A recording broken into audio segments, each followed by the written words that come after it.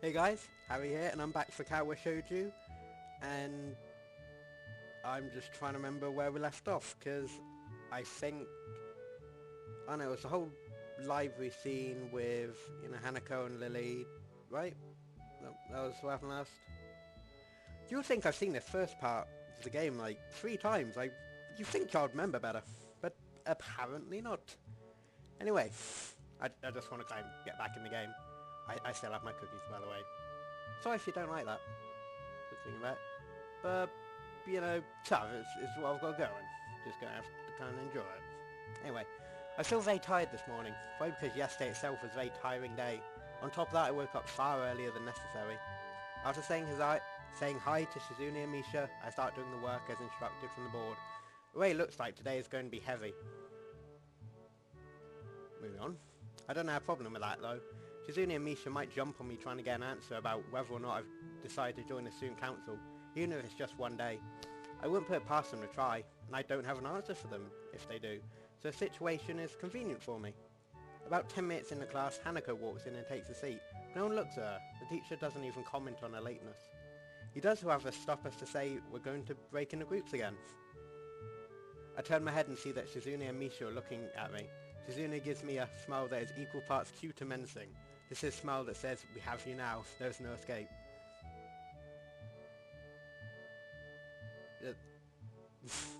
You're very good at reading body language, apparently. Bishan, seems we're together again, yay yay! Misha leans sideways while Shizune pushes her desk close to mine. There really is no escape now unless I were to jump through the window. We any floors up? I mean, oh yeah, he had the whole risk incident and, nearly looking like they were trying to kill me. Jumping out the window isn't the best option, sadly. Hey, I was considering it, so, come on. What's wrong, Chan? Oh, Shan, if you've been thinking about what we said yesterday, you said that you would think about joining the student council, didn't you? Wait, I haven't even said a word yet, have I? It's okay, Shan. We're talking about after you left, and it would be rude to expect you to have an answer for us this early, right? Right? Yeah. I'm so happy you two were able to have a laugh at my expense. And even more pleased to know that you both know how crazy two of you can be. Now that's over, Shizune snaps back into serious mode and smacks today's assignment at the back of her hand in an overly dramatic and important way. When I actually look at the stuff, it's mostly just reading. In fact, there are only 2 problems. I almost want to say something about how a rush to get started seems a bit much considering the small amount of work here. In fact, Shizune probably knows how little there is and simply doesn't care. Yeah, it seems like the workload doesn't matter to her as much as the fact that there is work. The actual amount is unimportant. She approaches anything with the same level of ambition. While reading, I let my eyes wander around the room and catch Hanako trying her hand at solving the problems. It looks like she's working alone. Well, if there's only 2 problems, why do we need to go into groups? Just saying. Again, maybe because there's a new kid and integration. Yeah, that could work. Hey, I should be eating my cookies. I can't remember seeing her working with her people before. Thinking back to how shy she is, it's understandable. Hey, that girl over there. Huh? Who is Shan? Her, Hanako over there. Does she always work alone? I think so, Shan. Do you feel sorry for her because she's alone? I was just thinking that maybe she could work with us or something. No, I don't think that would be a good idea, Shan. Why not? Shan won't get along with her. Why? Misha shuffles around the question, letting out a laugh that sounds very strange. It's nervous, but still has that lighting up and down quality present in anything she says. Just be kind, Shan. But now Shizune has noticed that conversation, and it makes me realise again how Misha has been signing anything she has been saying this whole time. Oh, that's actually kind of weird. Like, yeah, if you weren't looking at Misha's hands, that would be weird. No, it would be like... that would just be kind of weird. It's not like... It's kind of like listening in a conversation, but more spy-ish. I'm probably sounding weird at this point. Moving on. What, Shijan? The friend of my enemy is my enemy? That sounds so harsh. I'm not going to say that. You just said it. I know, Shan. It's fine if you're over here. I wonder if this is Misha's way of keeping things fair, since without Orit, I wouldn't be able to understand the things Shizune is saying, and vice versa. So that's 2 cat faces Shizune's made so far. That's good, I guess.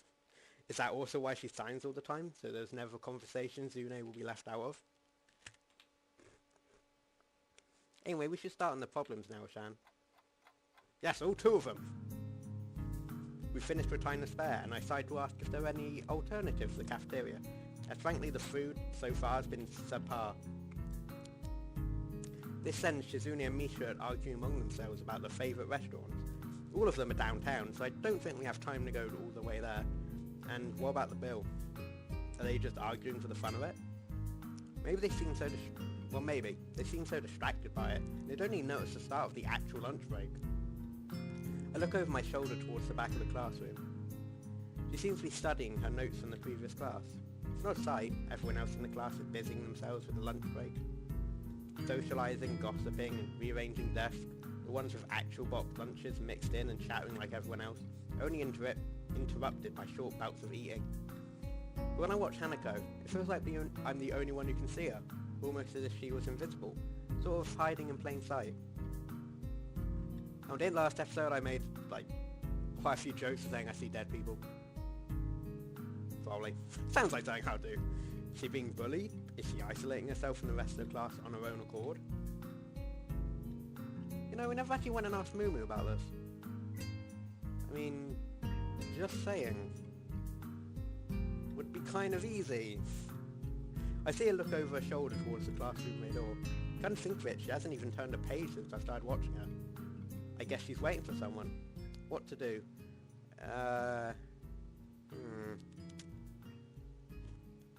Was that decision always there?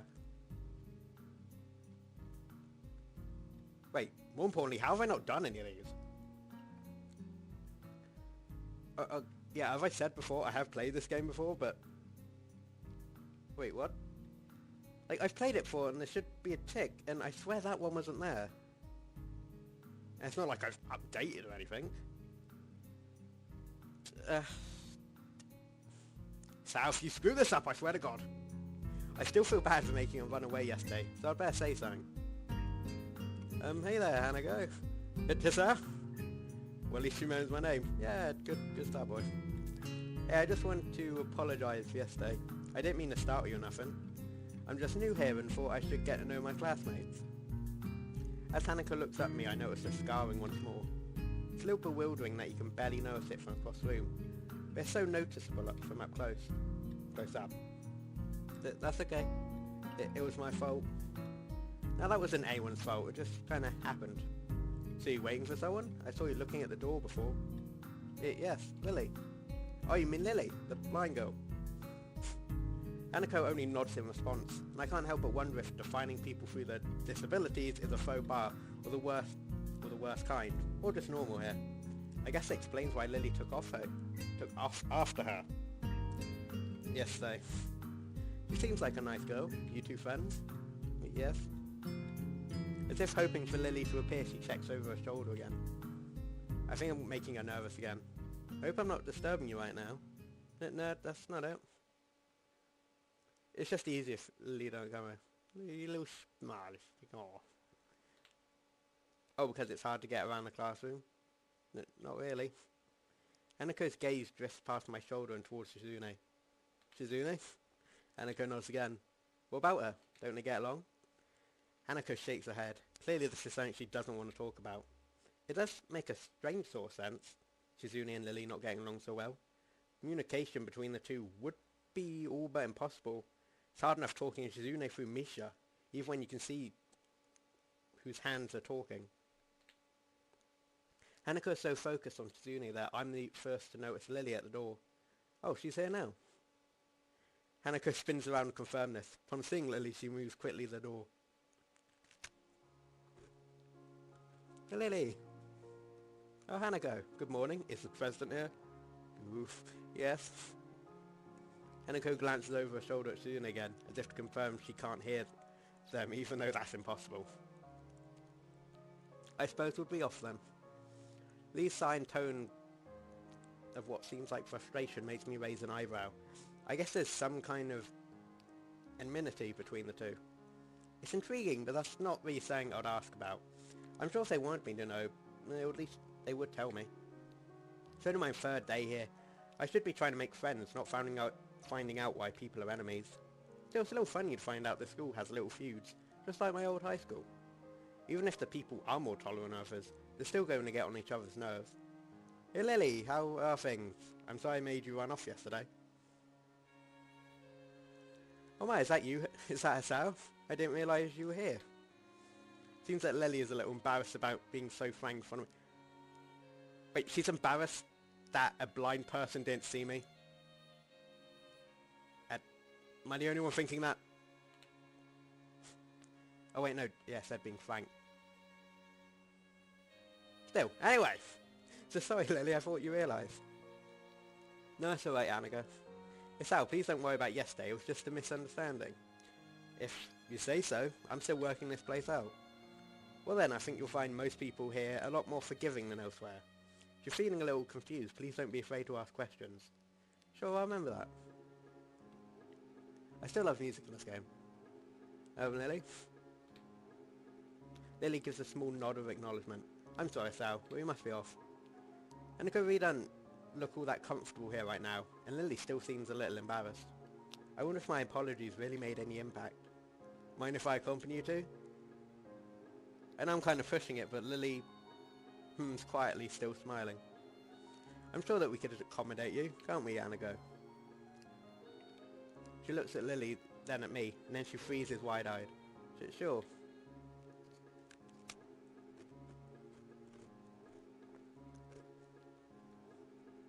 Well then, shall we go? I'm sure Lily wouldn't do this so easily if she saw how scared Hanako looked, but can't be helped now. Declining after the deal is sealed would only cause confusion and problems.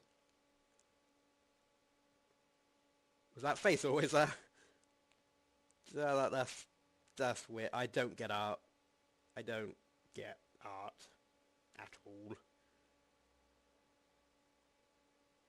Anyway, so we leave all three together. Lily walks beside the wall, letting her cane gently tap against it every now and then. Hanako comes along right beside her, so close that she's practically half hugging her as they go. Although it must make her walking that much harder, Lily takes it in stride. As we turn around the corner of the hallway, something hits me in the chest with the force of a steam train. Hanako shrieks a little and my vision briefly goes black. Ouch. Opening my eyes, I see a pair of saucer-like green eyes looking up at me. They belong to the perpetrator, a short girl who bumped into me and has fallen down onto the hallway floor. She wears a PE uniform and a very worried frown. The former strikes me as a rather strange thing to have during a lunch break. More striking than that, though, is that she doesn't have legs.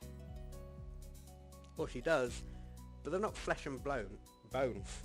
Her pale and very much flesh and bone thighs end in shins, and feet made of some black metallic or plastic-like material. They look disturbingly artificial and unnatural. Almost makes me forget that my chest is hurting. The girl winces a little, rubs her nose and jumps up. Oh man, you alright? I'm sorry about that, really. Again, twin tails go... I'm not gonna question. I wasn't looking where I was going and you just came out of nowhere. Sorry. She's looking really apologetic, in the hurt puppy way of looking apologetic. I quickly forget about her being angry or anything since hurt puppies are my weak spot. It's okay, don't worry about it. Ouch. And when, you know, be said, don't get hit in the chest. Wait. How would someone run into you and hit you in the chest? I don't know. I just figured it would be a full body thing rather than... No, never mind. Why do I keep on doing that? I should just enjoy the game. I don't know why I'm doing that. I say that, but there's still a stinging pain growing in my chest. I know that this is about the biggest possible danger for my condition. Don't overexert yourself. Don't forget your medication. And most of all, don't get hit in the chest. I try to rub my solar plexus to chase the pain away. Do you mean your chest? Holding my breath in an attempt to hear my heartbeat.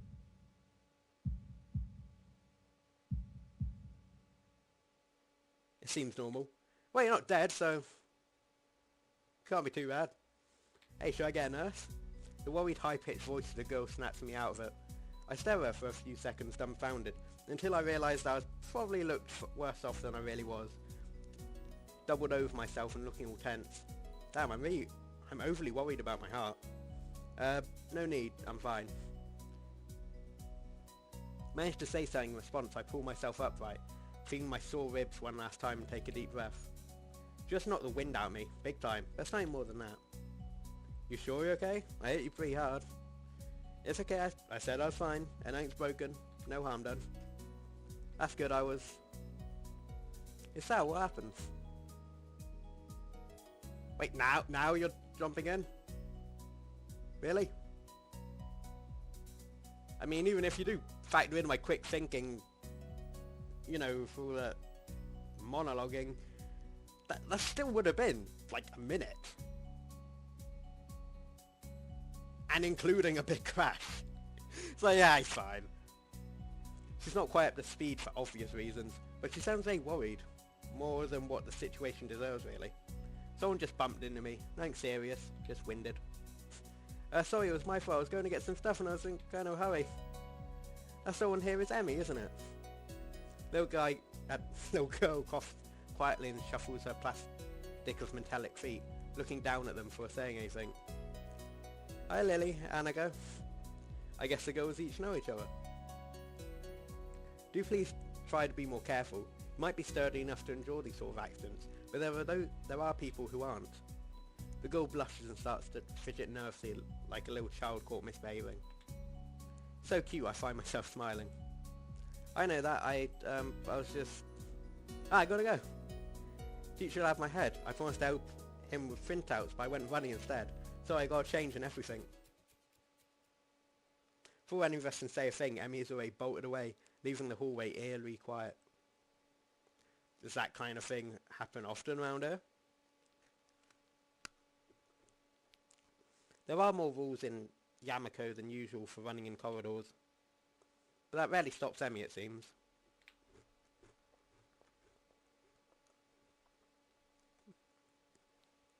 She shakes her head weakly and offers a slight, composed smile. I don't think there's anything we can do to stop her, I'm afraid. Shall we off then? Lily heads off along the hallway and Hanako hurries after her. The route to the room the two use for tea is fairly simple to retrace, being still fresh in my mind from yesterday. Lee and Hanako quickly go about the business of making lunch. Before I can even open my small bag of food, Lily's busy serving herself with a thermos and tea bags as Hanako is saying out both their lunch boxes.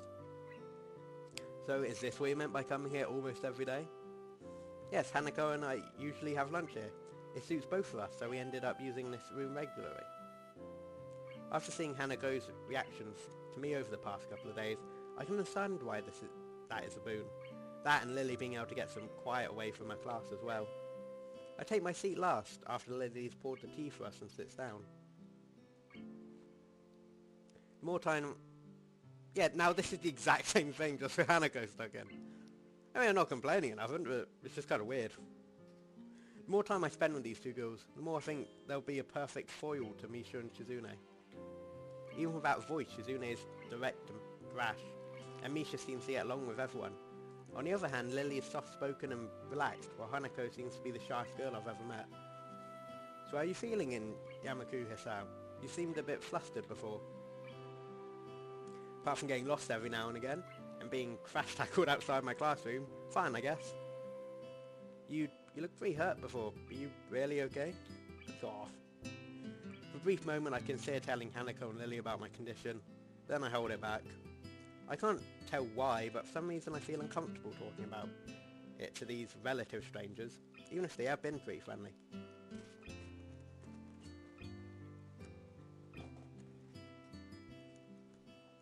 Yeah, it was nothing. I was just a bit startled.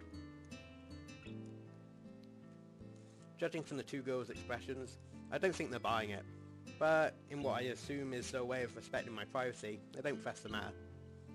I guess that one of the unwritten rules around here, don't ask. Even if the people's conditions are obvious. Like Hanako's, there's still bound to be a story involved. Everyone has things that they don't feel comfortable speaking about. I think that everyone recognises that. So, how long have you been in school? You both seem to know your way around pretty well. Well, I've been here since the start of high school. I only moved in the dormitories a year ago. Hanako joined at the start of the high school as well, and moved to dormitories when she did. If memory serves me right. When she did? Oh, when she started high school. So yeah, I went in the dormitories when she went in dormitories. That's great. That's right, since high school. So you've known each other since then? Since I moved, yes. Hanako lives next door to me, so it's only natural, right? But really? She got Hanako... Actually, no. She got Hanako, I got Kenji. Best roommate. Whoa. Wait. Anyway. Don't skip everything. Right. Yeah, of course. Living next to someone is probably reason enough to befriend them. But I'm guessing that Lily's blindness played a part in that as well. I can't imagine Hanako easily making friends with someone who has to deliberately avoid looking at her scars. With the immediate conversation dried up, we started to eat our lunch. It isn't long before the bells are signalling, and the end of the break, like me, the girls pack up their lunches as efficiently as they set them out. I guess I'd better be off. Are you going with us out, Hanako? Hanako looks up at me for a second. I see that she's considering skipping class, maybe just to avoid walking the classroom with me. Yes? I don't know what to think of it. Hanako really is delicate to the point of breaking it if looked at the wrong way. Makes me a bit nervous too. But I push the feeling aside, trying to be as natural as I can. We should hurry then. Class has already started by the sound of it. Lily gives a nod of farewell as she bends down to take her cane. Hanako and I filing out before her. Filing. We walk quickly down the empty halls to our respective classes. As we reach the door to Lily's 3-2 classroom, she turns towards me. Isao, thank you for sharing lunch with us today. My pleasure, Lily. Pleasure. I think it's a pleasure. And with that we part ways, Lily entering her classroom, leaving Hanako and me to make off to our own. She's still looking like she wants to run away. So do you really want to go back to class now? Yes? Okay then. I feel like I should say something more to her, but it's hard to come up with anything that would be appropriate and safe enough. And Lily was right. The more time we spend out here, the more explaining we have to do. I open the rear door of the classroom and walk in. The teacher looks up at me and opens his mouth to say something. However, as Hanako follows me in and closes the door, he simply nods to us and continues his lecture. This is the third time that Hanako has had her truancy practically ignored. There's definitely something going on here. It's not rocket science. She's lied. It's not rocket science, man. We make our way to the seats and notice that Misha and Shizune are both missing as well. I wonder if it's some sort of informal agreement with the staff, or if it's a perk afforded to the unique students of the school. Trying to make as little disturbance as I can, I extract the relevant textbooks from my bag and start catching up. The class goes on quietly. The teacher seems like an okay person, despite the weird first impression I got, and the material is relatively interesting. However, the way he teaches it is really bizarre. It's as if he expects that everyone is a natural genius. When the final bell sounds, I realise that there's still a lot of time left in the day, and I'm left wondering what to do. It's odd. At the hospital, I had 24 hours a day of free time, but here filling the considerably shorter hours feels difficult. Everyone else leaves and I'm left alone with the teacher. Muto is examining the assignment sheets as we were working on earlier and making them with a red ballpoint pen. Raising his eyes from the papers briefly, he notices me and furrows his brow. What is it, Nakai? Yeah, it's just how Nakai. I jump in addressing me. I guess it's natural to spark some conversation since there is nobody else here. Nothing. Thinking about what I'll do after school.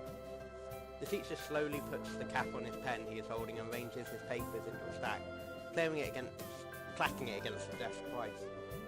He seems very methodical, and for a brief moment I'm reminded of Shizune. The teacher is more unhurried and relaxed, and much more routine.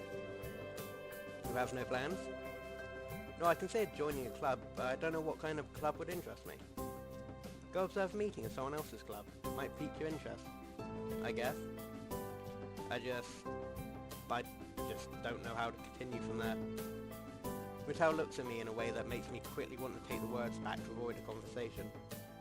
I can't, so I have to forge ahead. I just don't know how to deal with people. I mean, the other students. I'm talking to people and anything, so it's not like I'd be isolated or anything. I just don't know what to think about the disabilities. It's like, it feels that I'm being impolite if I pay attention to them, and it's weird to ignore them. Damned if I do, damned if I don't. The teacher scratches his cheeks absent-mindedly, looking very unresponsive. These things are only an issue if you make them one. You can talk normally to someone even if they are blind or something. Try to look behind the superficial. There's not a single student here, isn't just a normal kid behind whatever they might seem at first glance. Because, okay, what's wrong with Misha then? I still don't get that. I still have no clue. He says the same thing as Yuko did.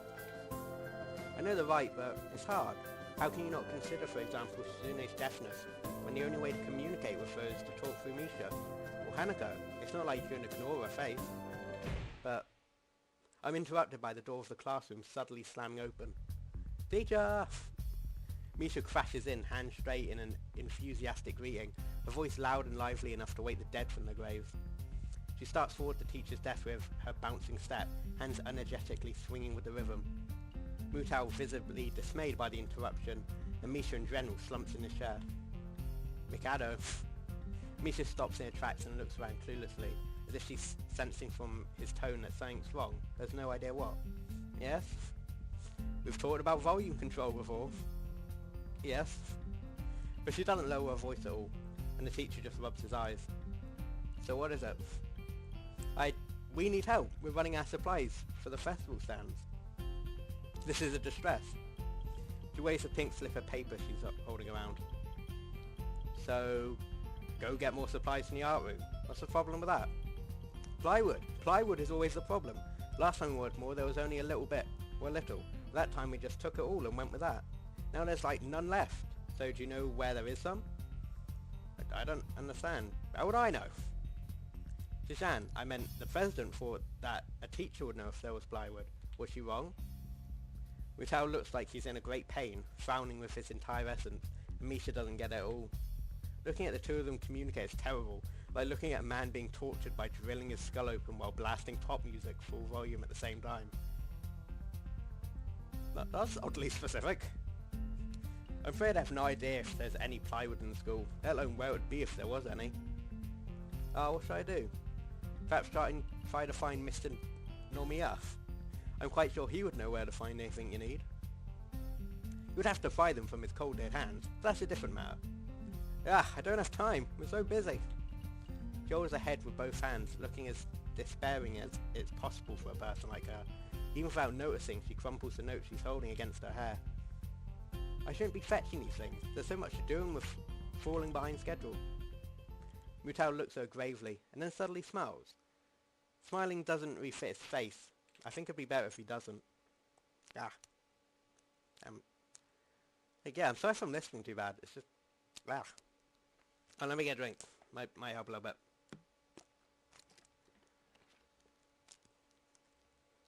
So I wonder if you get some temporary help. Why'd my music go? I don't think this is a big moment, is it? He switches to staring at me focusedly, with a hard expression, as if trying to say, go make some friends. I guess I can give you a hand. There you go. You can, thanks Shishan. You're really nice. She pauses, does a double take, and then points at me with a finger, yelling, ha! And looking very puzzled. Come to think of it, what's Shishan doing here? Class is over. You should be having fun. We just had a little chat. Oh, no, not. Pause. Oh no, it's not detention, is it? You in trouble, Shishan? No, I'm not. Is Shishan in trouble, teacher? No, he's not. Mutao sighs deeply, and I feel that I have to help Misha to get her off the teacher's back. So what do you need?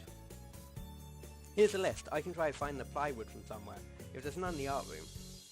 She offers me and the note she's holding. I take it, hesitating a bit. I say I'd help you, but this has no implications of whether I'm joining the council or not. Aww. Still think, Shishan, try to be quick, and we are in a school building street now. We must hurry. She bounces out of the classroom, leaving me and the teacher looking at each other, with something that feels like a silent agreement. Well, there you have it, Nakai. You have something to do now. Please don't sound so smug. Looking at the list were a number of items, ranging from paint to plywood, all written with small, neat handwriting, and that is undoubtedly Shizune's. I either sigh. I'll be going then. Waving the long list limply at the teacher, I exit the hallway. Well, that could have been... yeah, that was a nearly very different sentence there. The classroom closest to ours are designated belonging to classroom 3-1 and 3-2 on the right side, and 3-4 on the left side, each door looking exactly the same. Further down the corridor, still with identical doors or rooms that I don't think were used for classes. I guess the art room is not much of a classroom. I carefully push the furthest door and peek in. Wait. I think something actually important is going to happen, so... and I have been recording for what? Oh, actually. I've been recording for like half an hour, I think. Something along those lines. So yeah, I'm going to be doing another part, probably straight away, considering I still have my cookies. Which I'm eating a lot of, actually. But either way, that's going to be the end of this part, because I kind of want to save important stuff for next time. Yeah, that's apparently the best cliffhanger I'm going to get, which is introducing the final character. So yeah, either way, I hope you guys enjoyed watching this video, and hopefully see you for the next one. Bye.